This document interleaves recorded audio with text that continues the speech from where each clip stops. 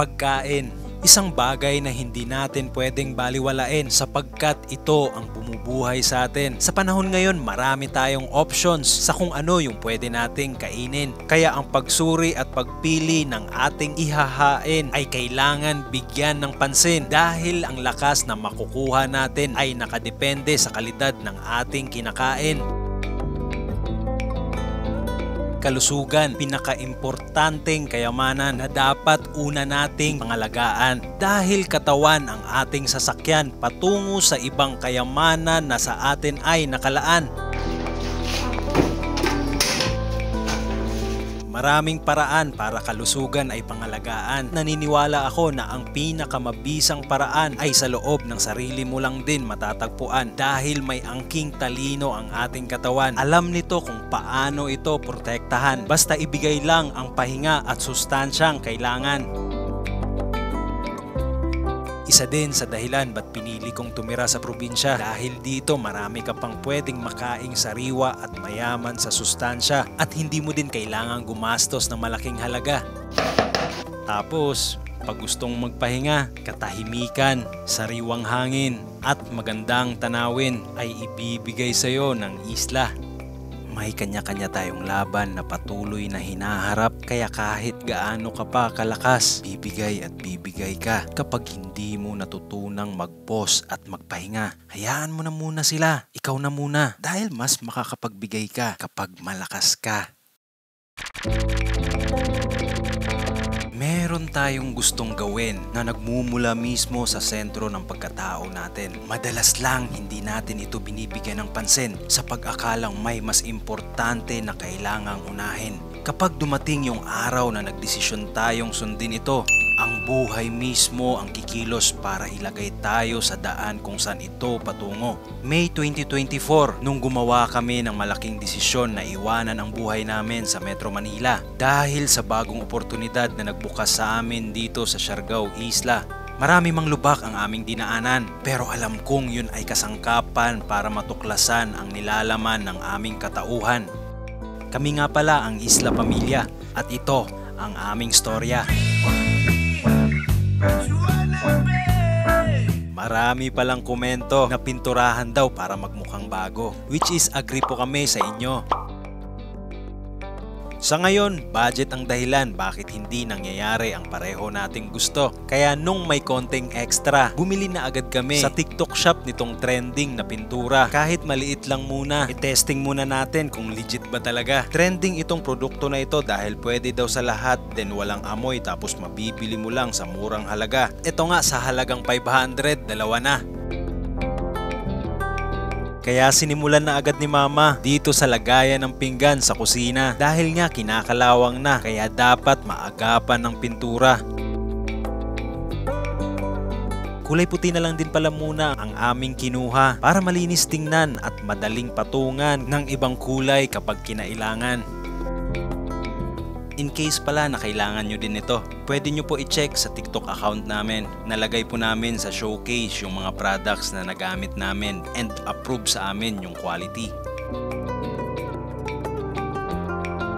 Legit nga daw na walang amoy kaya another project na naman ito nila Jaden at Mama. Since bakasyon sa eskwela at nasa bahay lang silang dalawa, malaking bagay yung mga ganitong activity na gagawin nilang magkasama. Kasi sa panahon ngayon, di ba? May mga oras na magkakasama kaming tatlo pero may kanya-kanya kaming mundo. Di ko lang sure kung ganoon din po kayo. Tapos pare-pareho kaming nakatitig sa aming mga telepono. Kaya mainam na meron tayong pangbalanse at mga gawain sa bahay ang pinakamainam na activity.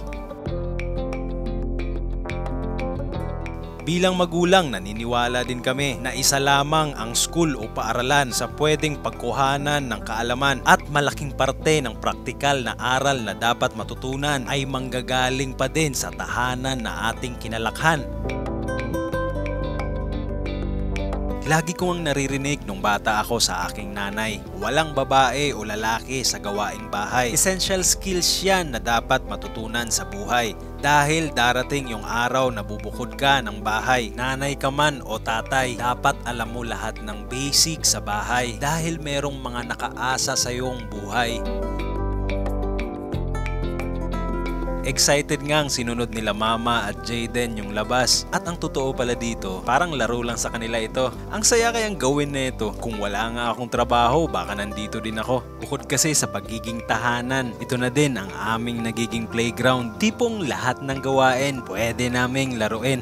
So aware din kami sa posibilidad na hindi ito yung eksaktong proseso ng mga eksperto na naging kabuhayan na ang gawaing ito. Kaya pasensya na po kung hindi man pasado sa standard nyo kung paano namin ginawa ito. Pero malugod po naming tatanggapin ang inyong komento kung maibabahagi ninyo ang pinakamabisang paraan based sa experience ninyo. Thank you!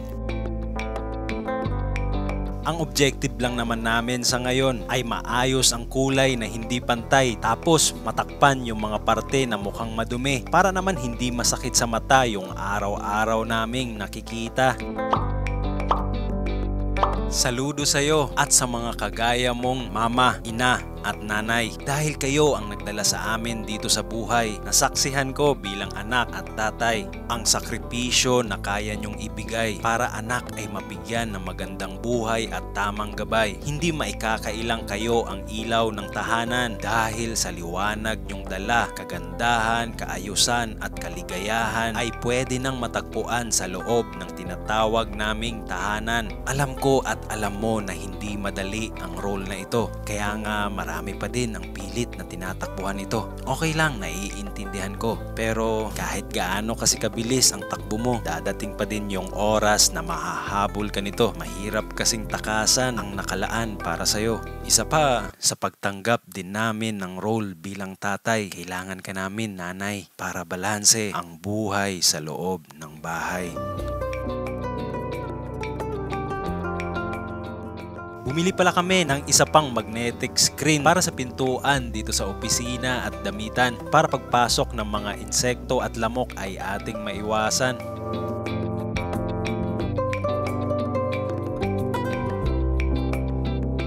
Nakakatawang makita na nagsisimula ng tumubo yung mga tanim nating buto. Pero ang pagtubo ay unang hakbang pa lamang papunta sa pag-ani ng mga bunga nito.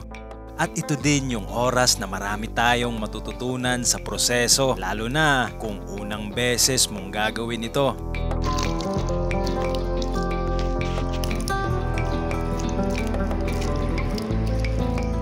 Si Mama at Jaden pala ang in charge dito sa mga tanim. And since tumubo na nga, kailangan naman silang mailipat at maikalat para merong sapat na space yung pagtubo nila.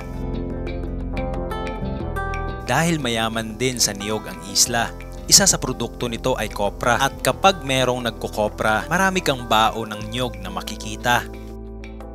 Nakikita ko kasi dati ito kay Lola. Ito yung ginagamit niyang paso para sa mga orchids niya. At ngayon ko lang na-appreciate yung idea. Kasi kung titingnan, napaka-praktikal, natural kaya walang halong chemical. Hindi ka rin magpapanik dahil ito ay organic. Parang narinig ko na yun.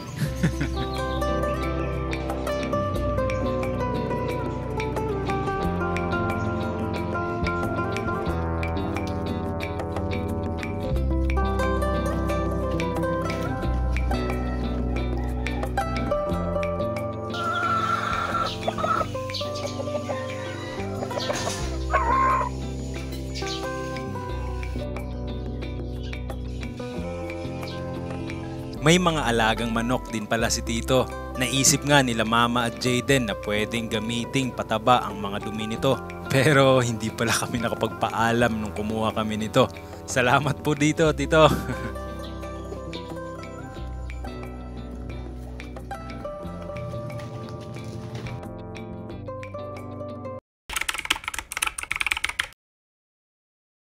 Masakit sa puso ang biglaan mong pagkawala. Yun bang ang hirap maniwala kasi walang kahit anong sinyalis kang ipinakita. Pero kahit ganun, kailangan naming tanggapin na hanggang dun na lang yung oras na ibinahagi mo sa amin. Kasama na din ang pagtanggap sa katotohanan na lahat tayo limitado lang ang oras dito sa mundo. Kaya piliin mo nang maging mabuting tao habang ginagawa mo yung gusto mo. At yun ang ehemplo na iniwan mo. Rest in peace, Kuya Pangs. Mananatili ang masayang alaala at mga aral na iyong ibinahagi sa salita at gawa sa aming mga puso at memorya. May plano ang Diyos sa lahat. Kailangan lang nating patuloy na magtiwala at sa Kanya'y patuloy na kumapit habang sa kasalukuyan di pa natin lubos na maintindihan kung bakit.